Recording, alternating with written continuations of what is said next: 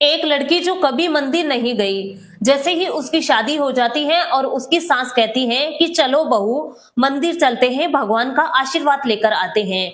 सास और बहू दोनों ही मंदिर की ओर चले जाते हैं, जहां पर लड़की मेन गेट पे शेर को देखती है और जोर जोर से चिल्लाने लगती है, डरने की एक्टिंग करने लगती है।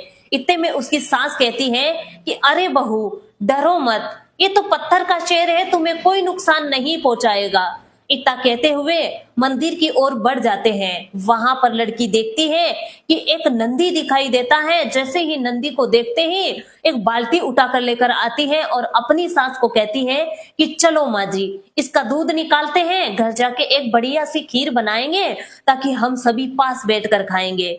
इतने में सास कहती है कि अरे बहू, ये तो पत्थर की गाय है, पत्थर की गाय भी कभी भला दूध देती है क्या?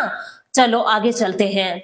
जैसे ही मंदिर की ओर बढ़ते हैं और लड़की को वहां पर एक बहुत बड़ा सांप दिखाई देता है। जैसे ही उसको सांप दिखाई देता है तो वो फिर से डरने की एक्टिंग करने लगती है। इतने में उसकी सास कहती है कि अरे बहू डरो मत, ये तो पत्थर का सांप है, ये तुम्हें कोई नुकसान नहीं पहुंचाएगा, चलो मंदिर चलते हैं। इतने में मंदिर में चले जाते हैं और वहां पे सास कहती है कि ये लो भगवान का आशीर्वाद ले लो, भगवान तुम्हें यहाँ से आशीर्वाद देगा ताकि तुम हमेशा सुखी रहोगी। इतने में लड़की भगवान के सामने नहीं, उसकी सास के पैरों में गिर जाती है और कहती है कि माँ जी मुझे आशीर्वाद दो, मुझे आपके आशीर्वाद की जरूरत है।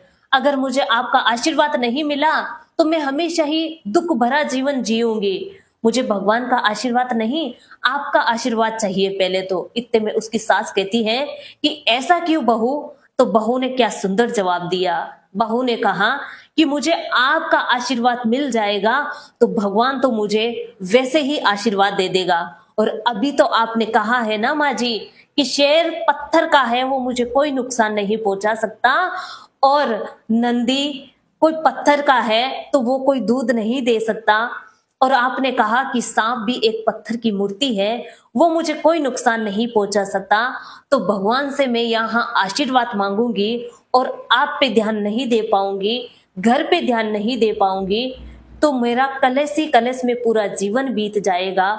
इसीलिए मैं चाहती हूँ कि आप मुझे आशीर्वाद दो ताकि भगवान तो मुझे वैसे ही आशीर्वाद दे देगा। तो कैसी लगी आपको ये कहानी? अच्छी लगी हो तो शेयर जरूर करें और ऐसी कहानियां सुनने के लिए फॉलो जरूर करें।